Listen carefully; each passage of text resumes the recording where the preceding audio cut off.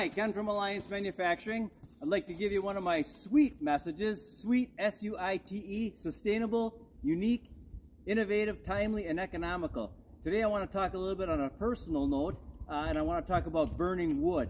This is our woods. We get a lot of trees that get downed over the years for various reasons. Last fall took down this set of oaks here. And so what we'll do in our family is we'll cut this up and we'll burn it in our fireplace. And so the one thing I really like about burning wood is it's a sustainable process. Now, as a tree grows, it brings in CO2 as a part of its growth.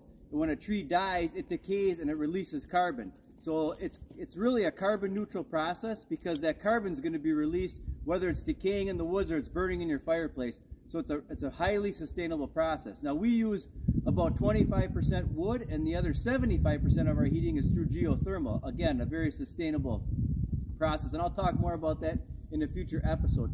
But just want to talk a little bit about sustainability. Thanks for watching this SWEET message, and thank you very much.